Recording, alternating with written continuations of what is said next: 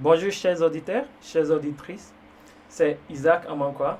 Aujourd'hui nous lançons un nouveau programme sur Radio Adam Fopa à Paris et nous avons une chercheuse, elle est entrepreneuse et elle est aussi écrivaine.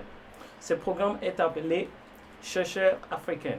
Ce programme cible ou focalise sur les Africains qui cherchent, qui font des recherches, soit sur les Africains, sur une langue ou écrivez pour sensibiliser les jeunes. Nous avons une franco-camerounaise, elle s'appelle Madame Harriet Siatou. Bonjour Madame. Bonjour. Comment allez-vous? Très bien, merci. Vraiment, ça nous fait plaisir de vous avoir ici aujourd'hui.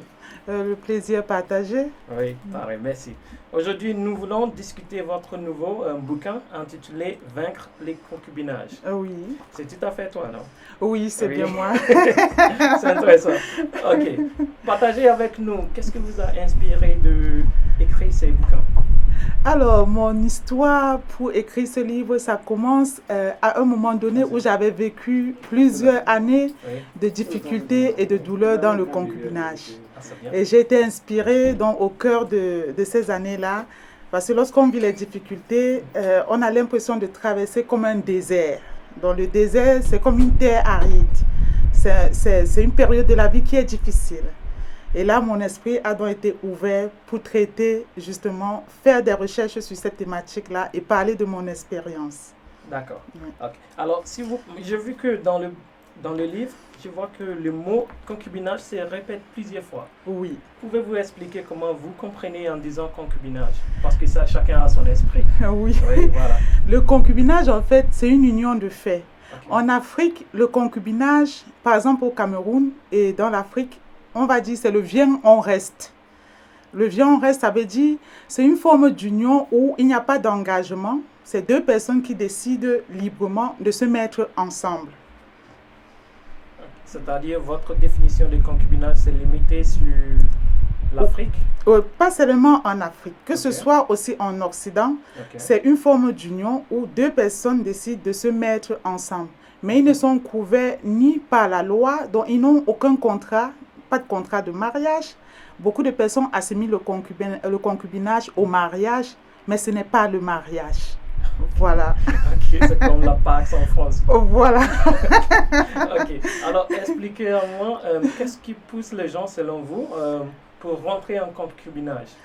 Alors, ce qui peut pousser beaucoup de personnes, comme dans notre société actuelle, ici maintenant au XXIe siècle, beaucoup de personnes entrent dans le concubinage parfois par manque de moyens financiers.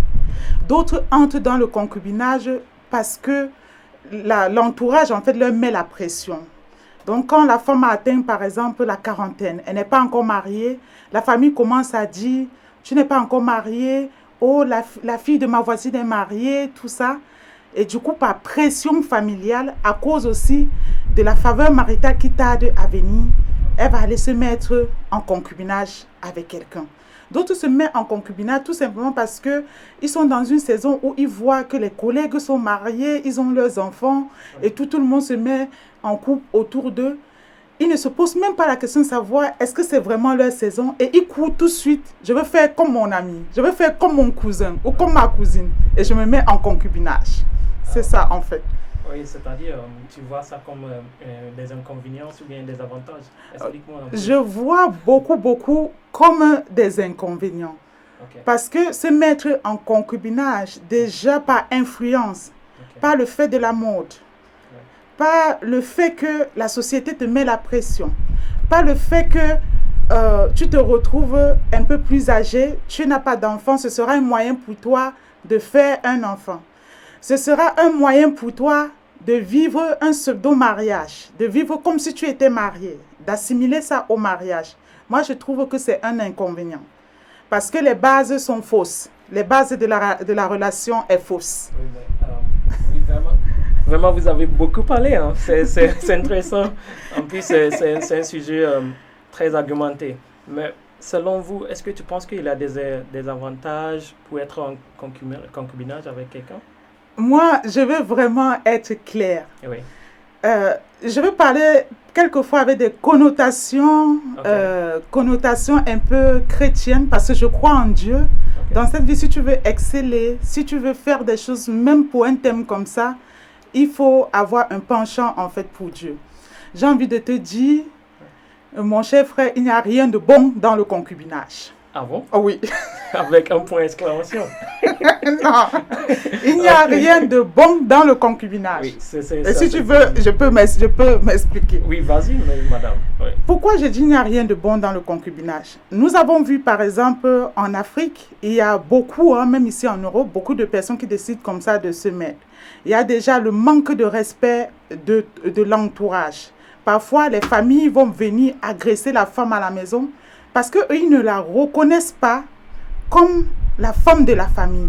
Il n'y a pas eu cette démarche quand c'est un vrai mariage. Il y a la dot, les deux familles apprennent à se connaître. Et là, chacun a peur de faire n'importe quoi parce qu'il y a une prise de responsabilité. Il y a ce fait-là. Et maintenant, il n'y a rien de bon dans le concubinage. Pourquoi? Parce que dans le concubinage, il n'y a rien qui vous retient. Donc, que ce soit la femme ou l'homme, chacun peut se lever un matin et prendre son sac et partir. Et ça fait couler les larmes. Je vais vous expliquer pourquoi. Parce qu'il y a eu des concubinages dans lesquels il y a eu beaucoup d'enfants qui sont nés.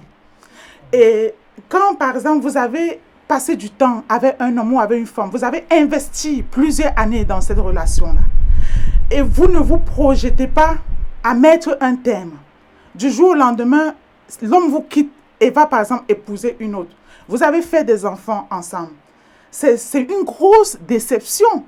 Il y a eu comme ça beaucoup de femmes qui se sont retrouvées comme ça avec des dépressions affectives, qui se sont retrouvées même avec des troubles psychologiques. Il y a eu aussi beaucoup d'hommes qui ont investi financièrement sur des femmes. Mais ces femmes-là, elles ont eu un problème de caractère. Elles ont eu un problème de caractère parce que, justement, la relation n'était pas officialisée. Elles ont cru que dans ces relations-là, elles pouvaient faire tout et n'importe quoi. Comme elle n'est pas unie par le lien de mariage, il n'y a pas eu vraiment de démarche officielle. Au niveau de la loi, rien ne peut la cadrer. Au niveau de la famille, rien ne peut la cadrer. La femme dans le concubinage, elle aura tendance à avoir beaucoup de problèmes de caractère. Oui. Je ne veux pas dire que dans le mariage, il n'y a pas des femmes difficiles. Oui, mais il y a beaucoup de problèmes liés à la vie conjugale qui sont issus plutôt des familles qui sont dans le concubinage. Et il y a aussi un fait, l'inconvénient. Oui. Parfois, vous passez toute votre vie avec un homme, vous êtes sorti, vous êtes connu par exemple au lycée. Cet homme-là, vous investissez ensemble. Vous construisez votre vie ensemble. Il y a eu des femmes qui ont fait des tontines même. Elles ont construit la maison avec l'homme ensemble. Mais parce que comme elles étaient en concubinage, il n'y a eu aucun papier officiel de fait. On ne reconnaît pas cette femme-là devant la loi comme Madame telle. Et par malchance pour une femme, cet homme-là est venu à décéder. Qu'est-ce qui s'est passé? La famille de cet homme est venue mettre la femme à la porte avec les enfants dans la rue et récupérer les biens. Je ne veux pas ici dire que le but des unions, ce sera juste avoir l'intérêt matériel. Voilà, loin de ça. Mais j'ai envie, c'est vraiment pour soulever les souffrances dues au concubinage. Parce que quand c'est une relation officielle, quand c'est une relation, un mariage civil qui a été fait, déjà au niveau de la loi, il y a le régime matrimonial. Soit il y a un contrat de mariage pour vous protéger vos biens en cas de séparation, en cas de décès. Et soit il y a ça, et la loi vous protège, que ce soit au niveau de l'Afrique, que ce soit au niveau de l'Occident. Mais en Afrique, en Occident, dans le cadre de concubinage, quand il y a séparation, si vous avez eu à investir et que dès le départ, vous n'avez pas vu un notaire pour faire un 50-50%, c'est comme ça, beaucoup de personnes ont eu à perdre le gain de toute leur vie dans l'investissement qu'ils ont mis dans le concubinage. Alors, si je vous comprends bien, c'est-à-dire, vous voulez dire qu'il n'y a pas l'avenir dans le concubinage. C'est tout à fait ça? Oui, j'ai envie de vous dire que dans le concubinage, il y a peu de couples qui ont une vision commune dans le concubinage. Okay. Chacun dans le concubinage, c'est un terrain où chacun essaie de défendre ses intérêts personnels. Et c'est différent du mariage parce que dans le mariage, même si tu veux faire les coups bas et que tu dis tu défends tes intérêts personnels, il y a la loi qui va te rappeler. Il y a la loi qui va faire une répartition des biens qui revient à ton époux ou à ton épouse lorsque vous avez fait un mariage civil. C'est ça la pertinence de la chose. Ok. Alors, c'est intéressant en fait. Votre argument est très intéressant. En plus, les hypothèses que vous êtes en train d'établir, c'est très compréhensible. Mais selon vous, comment est-ce que nous pouvons vaincre les concubinages, comme votre titre de livre stipule? Pour vaincre le concubinage, il faut faire un travail personnel. Le travail personnel, c'est-à-dire, il faut déjà comprendre les raisons de ton concubinage. Te poser la question, qu'est-ce qui a été à l'origine? Qu'est-ce qui a fait que tu as décidé du jour au lendemain de te mettre en concubinage? Une fois que tu t'es posé cette question-là, tu dois premièrement faire ce travail-là d'intérieur, guérir de tes blessures émotionnelles, connaître ton identité. Il y a beaucoup de personnes qui se mettent même dans les mariages qui ne les honorent pas, dans des relations qui ne les honorent pas, dans des relations dans lesquelles elles sont maltraitées, elles sont humiliées. Et d'autres vont même jusqu'à laisser leur vie. Il y a beaucoup même d'hommes et de femmes qui sont battus dans le cadre de ces relations-là, que ce soit de concubinage. Mais ce qui se passe, c'est que pourquoi ces personnes-là restent toujours dedans? C'est parce qu'ils ont un problème d'identité. C'est parce que ces personnes-là n'ont pas pris le temps de connaître le potentiel que Dieu a mis en eux. Si tu ne connais pas le potentiel que Dieu a mis en toi, si tu ne connais pas qui tu es, tu vas croire que ton bonheur, ça viendra de l'autre. Beaucoup de femmes sont entrées dans le concubinage parce qu'elles pensaient que leur bonheur sur terre, c'est l'homme. Ici, je ne vais pas sous-estimer l'homme. J'ai beaucoup de respect pour les hommes parce que je suis une mère d'un garçon. J'ai un époux qui a une autorité que Dieu a mis au-dessus de moi. J'ai des frères, j'ai des amis, j'ai des collaborateurs, même comme vous là, que je respecte beaucoup.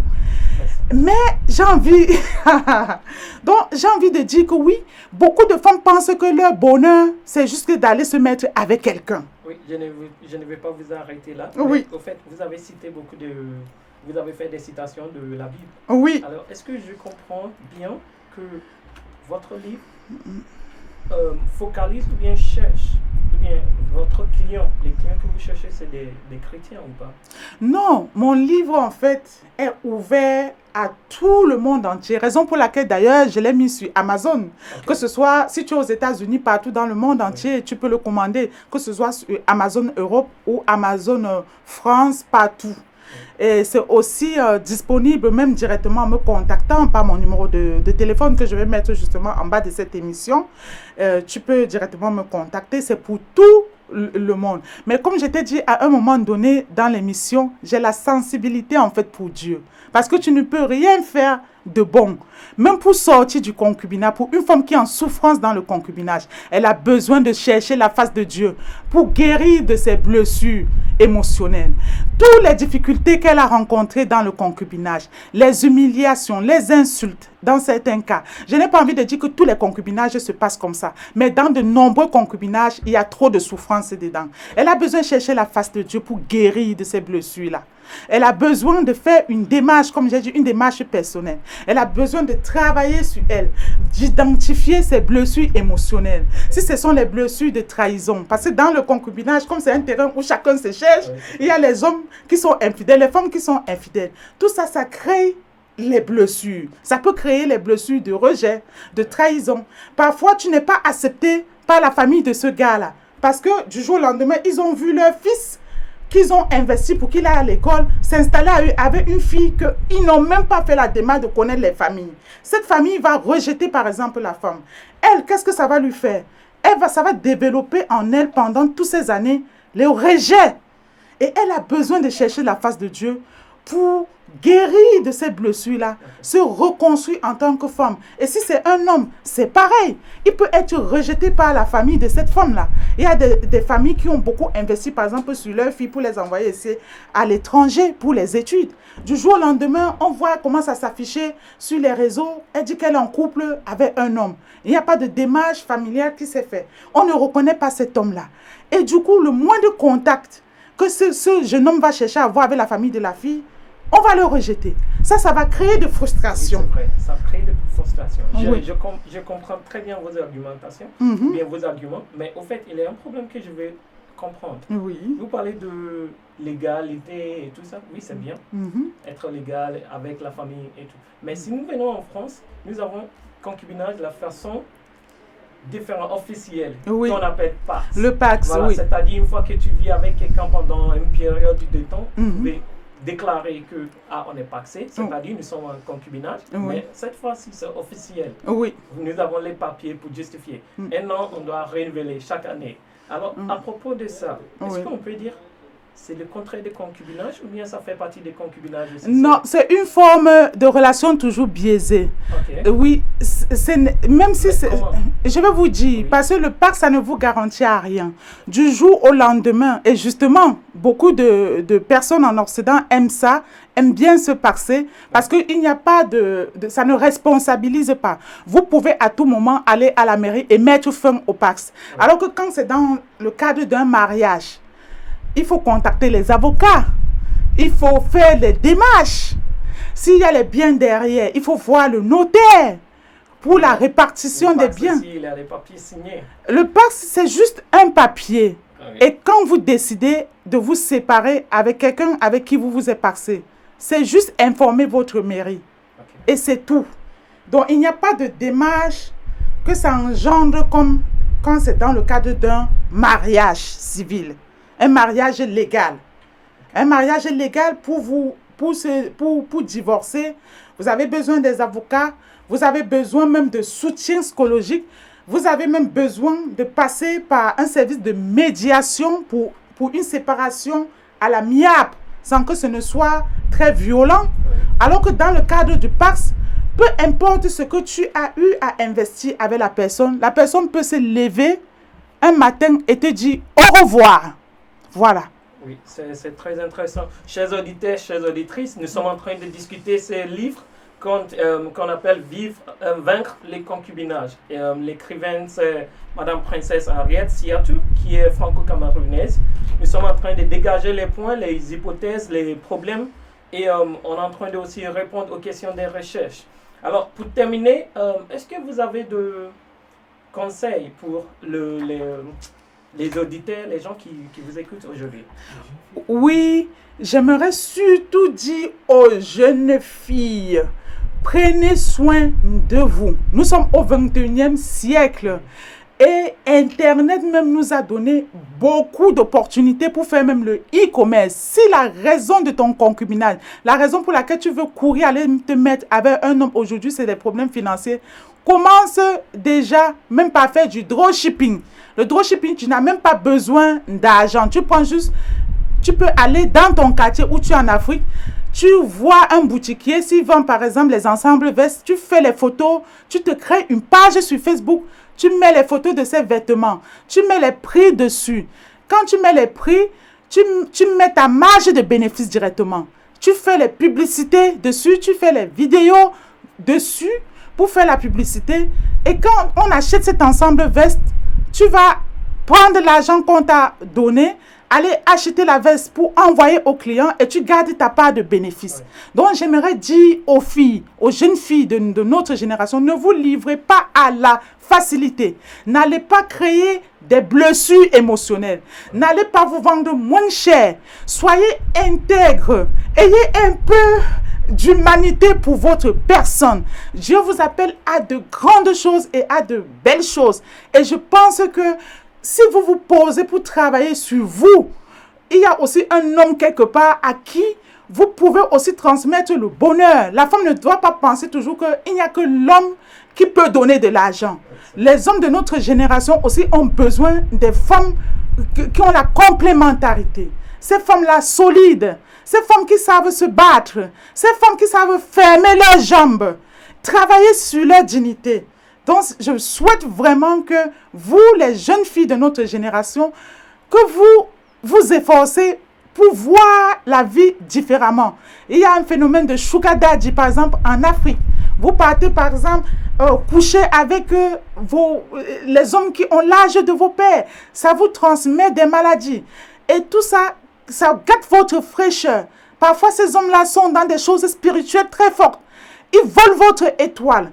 Et après, quand l'heure maintenant vient où vous devez vraiment entrer dans une saison de mariage, vous ne trouvez plus l'homme qui va vous épouser parce que vous avez fané, parce que vous avez commencé par la facilité. Donc toi qui me regardes, pense autrement. Demande la direction divine déjà pour ta vie.